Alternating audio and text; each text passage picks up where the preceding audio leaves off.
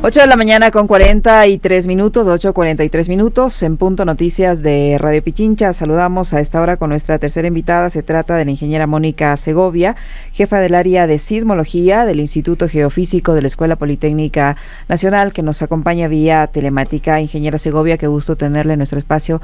Bienvenida, le acompañamos Washington Yepes, quien le habla Licenia Espinel. Aún estamos siguiendo de cerca la tragedia que se vive ahora mismo en Colombia, donde se continúa con la labor de remoción de escombros en busca de supervivientes, atendiendo a las personas afectadas de este sismo de 7.4 que ocurrió prácticamente 48 días después de uno de magnitud similar ocurrido en Venezuela. Y claro, en el Ecuador se levantan las alertas porque si somos países vecinos, ya pasó en Venezuela, ya pasó en Colombia. ¿Cuándo le va a tocar al Ecuador? Es lo que la gente se pregunta. Le pregunto a usted, yo le traslado esa inquietud. ¿Qué va a pasar en Ecuador? Hay las posibilidades. Ayer el ingeniero Mario Ruiz decía que no necesariamente puede ocurrir, pero no sé si podemos asegurar que no va a pasar tampoco. ¿Qué se puede comentar al respecto desde el ámbito científico, ingeniera? ¿Hay posibilidades de que algo parecido ocurra en el Ecuador? Buenos días, muchas gracias. Bueno, efectivamente lo que es importante que todo el mundo tenga claro es que estos sismos que ocurrieron tanto en Venezuela como en Colombia no están relacionados entre sí. Tienen fuentes totalmente diferentes, son procesos diferentes y en ese sentido no están relacionados. Tampoco son indicativos de que esos sismos vayan a disparar algo aquí en el Ecuador. Sí, eso debe estar muy, muy claro.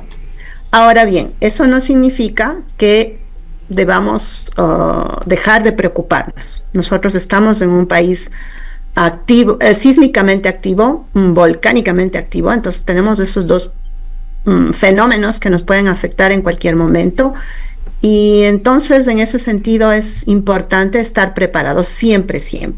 Uh-huh.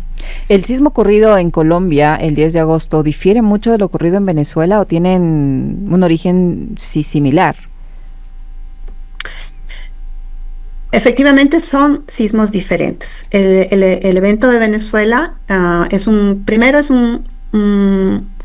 sismo, un terremoto muy superficial que responde a un movimiento relativo de las placas, en este caso la placa Caribe y la placa sudamericana, un movimiento que ocurre en forma horizontal, o sea, es un movimiento como que las placas pasan de un lado al otro, ¿ya? Uh-huh. Fue muy superficial y esa es la razón también por lo que los daños fueron muy, muy grandes, ¿no? El impacto fue muy, muy, muy grande. Ahora bien, lo que pasó en Colombia es otro fenómeno, es la placa, en este caso la placa oceánica, Nazca, que se subduce o se introduce bajo Sudamérica. Y el sismo ocurre justo en la placa que se está hundiendo. Y también es un sismo grande, como pueden ver, son fenómenos totalmente diferentes, a profundidades diferentes. Y lo particular, digamos, del sismo de Colombia es que por ocurrir en la placa, ocurre un fenómeno en el que las ondas, digamos, no pierden mucha energía y tienen capacidad de viajar mayor distancia. Y esta es la razón por la que este tipo de sismos profundos se sienten en zonas mucho más amplias. Ustedes todos lo sentimos aquí en Ecuador también, claro que más suave, pero se sintió también, como digo, hacia regiones muy, muy lejanas también. Ahora, técnicamente, doctora Mónica, se puede, o ingeniera, usted es ingeniera, me imagino, sísmica, ¿no? Mire usted, es que la gente no logra explicarse a veces cómo es que se mueven las placas tectónicas. Evidentemente Ecuador también está dentro de ese nivel de incidencia. Y claro, un desastre natural de esta naturaleza jamás se le podrá prevenir, pero sí, como usted dice, se puede estar atento porque eventualmente cualquiera de nuestros países, no solo en América Latina, sino en el mundo, estaríamos expuestos a una posibilidad como tal. Ahora, expliquémosle entonces a la ciudadanía cuáles son las placas que tienen incidencia o podrían eventualmente tener una incidencia en términos técnicos en el Ecuador, a fin de que, bueno, esté alerta y pueda prepararse eventualmente, ¿no? Y, bueno, efectivamente, el fenómeno que sucede frente a todas las costas de Sudamérica, Centroamérica y una parte también de Norteamérica es la subducción, o sea, la placa oceánica de Nazca y bueno, más al norte la placa Farallón propiamente. Lo que hacen son placas, o sea, es la parte más externa de la Tierra, son placas rígidas. En este caso las placas oceánicas son placas frías, digámoslo así, en relación a la placa continental, donde están propiamente los continentes, que es más caliente. Entonces esta placa fría es más pesada y se mete debajo. Se mete debajo de la placa continental. Entonces eso es lo que sucede. Este es un proceso que ha venido ocurriendo desde hace millones de años y sigue ocurriendo, y entonces en ese sentido los fenómenos, tanto terremotos como volcanes, son una respuesta a este choque y hundimiento de la placa oceánica bajo el continente. Ingeniera Segovia, ¿esta placa atraviesa la extensión de nuestro país o va por una parte específica, por una región específica? Y le pregunto esto en caso de un sismo provocado por el movimiento de estas placas, ¿qué parte del país resultaría más afectada? Bueno, como le decía, este fenómeno ocurre a lo largo de todas las costas de Sudamérica. Entonces, la placa está debajo del continente sudamericano, y los sismos que pueden ocurrir pueden ser sismos muy superficiales, es decir, justamente en la partecita más superficial donde está introduciéndose la placa, o sea, aquí en mis nudillos, digámoslo. Pero también pueden ocurrir sismos acá abajo en la placa. Entonces, prácticamente todo el margen de Sudamérica puede experimentar un sismo grande. Eso significa al menos hasta la zona de la sierra. Pensemos ya solamente en la parte del oriente y lo que es ya el cratón sudamericano, o sea, toda la parte de la selva amazónica, y una parte de Brasil, digamos, estarían exentos de este tipo de fenómenos, aunque también ya se han identificado también fallas antiguas que eventualmente se reactivan y podrían también ocurrir sismos en estas regiones que le digo ya más orientales, ¿no? Pero prácticamente todo nuestro país puede sufrir en algún momento el embate de un sismo un poquito fuerte. Todos los días hay sismos, ¿sí? Pero son pequeños. ¿Y parecido, un poquito fuerte, es parecido a lo que pasó en Venezuela o en Colombia, o no necesariamente? O sea, sí, podemos tener sismos de esas magnitudes tranquilamente. No sé si ustedes recuerdan, en el año 2010, en agosto justamente, hubo un sismo profundo en la zona aproximadamente del Puyo, por ahí en el sector del Tena, que tuvo una magnitud de 7.2. Y todo el país tembló, ¿no? Y es por este fenómeno que le digo, que las ondas se conservan mejor, viajan a través de la placa y hacen que se sientan en unas áreas mucho más extensas. En esa ocasión, pues, me parece que en Guayaquil hubo algunos daños, no muy grandes, pero sí hubo algo, y obviamente la población se asustó mucho, ¿no? Pero fue el caso de un sismo profundo. Ahora, sí, perdón. Sigamos nomás, pero yo quería preguntarle algo relacionado, porque las imágenes que se difunden en las redes sociales realmente causan pánico, porque bueno, se evidencia derrumbes de edificios y todo eso. Y de allí quería que, aparte de la parte técnica, ¿no es cierto?, usted haga un llamado a la población para que, o sea, no entre en pánico. Sí hay que levantar las alertas, porque estamos en una zona, como usted ya lo dijo, ¿no?, muy sensible, pero que al ver esas imágenes pues no comience a preocuparse y inclusive comience ya a hacer operativos de extremos ante la eventualidad de que se produzca un terremoto de esas mismas características. Entonces me parece importante que se haga un llamado ese también a la ciudadanía, ¿no?, en ese sentido. Pues sí, efectivamente, debemos aprender a convivir con la naturaleza, ¿sí? Estamos, como decíamos, en un país sísmicamente activo. Entonces, en ese sentido, tenemos que estar preparados, tenemos que saber cómo reaccionar para que el impacto no sea tan grande, o sea, y sobre todo para que no se pierdan vidas, que es lo más importante, ¿no? Entonces, sí hay una serie de medidas que ayudan, que podrían ayudar a minimizar las posibles pérdidas, ¿sí? Entonces, por ejemplo, una de ellas es identificar en nuestro hogar, en nuestro lugar de trabajo, donde solemos estar, los objetos peligrosos que pueden lastimarnos al caer, al volcarse. Un consejo muy importante es durante el terremoto es que hay que agacharse, cubrirse y sostenerse. Esa es son las acciones clave en realidad. No salir corriendo, porque cuando uno sale corriendo, le cae todo encima. En cambio, si tiene un mueble bastante sólido, tipo escritorio o una mesa, tiene la oportunidad de sobrevivir si es el caso, ¿no? De si es algo ya más fuerte, porque eso le va a cubrir. Incluso si se cae todo encima, ese mueble le va a permitir, le va a proteger, y eso es lo importante, ¿sí? Entonces, ese es uno de los consejos más importantes: agacharse, cubrirse y sostenerse, ¿sí? Es decir, Sí. no entrar en pánico, ¿no? Claro, si estamos Es difícil.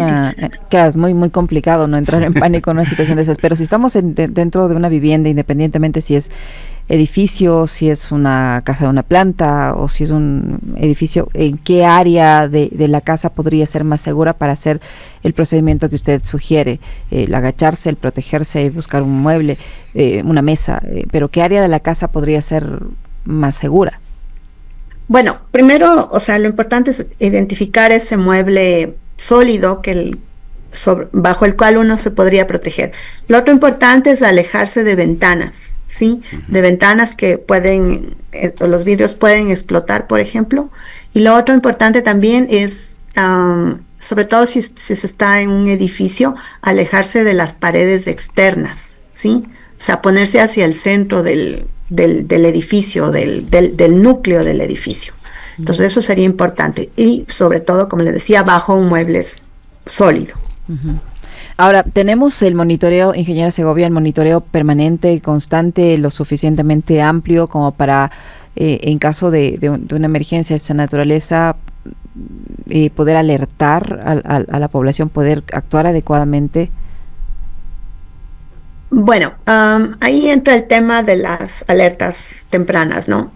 Una alerta temprana funciona siempre y cuando el lugar al que va a llegar la alerta esté lo suficientemente lejos del epicentro, ¿sí? Del epicentro del sismo. Si estamos ahí justo en el epicentro, no hay alerta que funcione, solo el movimiento ya que le va a alertar, ¿no? Y es solamente la reacción de la gente la que va a salvar vidas. Entonces, los sistemas de alerta temprana, por el momento, no están implementados en el país. Hay planes. Ustedes seguramente han escuchado o ya existen estas alertas tipo de Google o que se activan y le dicen, hay un sismo, ¿sí? Estas alertas funcionan básicamente con los sensores que hay en los teléfonos celulares. Entonces, la idea es que cuando muchos teléfonos celulares empiezan a sacudir por el movimiento, pues eso se transmite inmediatamente y los servidores de Google hacen los cálculos y determinan y dicen, sí, hay un sismo, está ocurriendo un sismo, y lanzan inmediatamente una alerta. Entonces, como le digo, si las personas que reciben esa alerta están a 100 kilómetros de distancia, perfecto, a ellos les funciona, o a 50 kilómetros de distancia. Pero a los que están ahí en la zona epicentral, pues es al mismo tiempo que están ya sintiendo el sismo que tal vez les llegaría la alerta, entonces no funciona. Entonces, de esta manera es como funcionan ese tipo de alertas. Entonces, volviendo al caso del Ecuador, ahí tenemos los equipos, o sea, en el caso ya de un sistema de alerta ya más técnicamente establecido, pues se necesitan entonces también de sensores, pero en este caso sensores sísmicos, que van a transmitir la información a un centro de procesamiento y los algoritmos harán el cálculo rápido de la ubicación y de la magnitud y emitirán. Entonces, este es uno de los componentes del sistema de alerta temprana. El otro componente es justamente el sistema de difusión. ¿Cómo se va a difundir esa alerta? Que tiene que llegar a la mayor cantidad de personas posibles, esa es la idea. Entonces eso es un sistema que hay que establecer también. Se podría usar también los sistemas, digamos, los teléfonos celulares. Y luego la última parte del sistema de alerta temprana es la gente, que la gente tiene que saber qué hacer, porque si no sabe qué hacer, por más alerta que le llegue, pues no va a tener efectividad. Entonces eso es lo importante en lo que hay que trabajar. Actualmente se está en un proyecto, se está conversando justamente con una empresa japonesa para implementar todo este sistema que le decía, la primera parte, que es todo este cálculo y evaluación de la ubicación y de la magnitud, ¿sí? Porque también es importante alertar de que el sismo es grande, ¿no? No alertar por un sismo de 3, que tal vez no va a pasar nada y solamente va a ser una vibración pequeña, ¿no? Digamos, un movimiento pequeño que lo vamos a sentir. Entonces, todo eso es un proceso que hay que implementar. Muy bien. ¿Y que costaría mucha inversión y tiempo, ingeniera? O sea, sé que es con un préstamo con el gobierno de Japón, y sí va a requerir justamente un tiempo de implementación, porque hay que hacer las pruebas, ¿no? Hay que hacer las pruebas de si funciona, si los algoritmos calculan bien, porque también el hecho de generar falsas alertas puede hacer que disminuya la confianza también, y luego la reacción de la gente no sea la apropiada. Entonces sí, es un proceso que toma tiempo.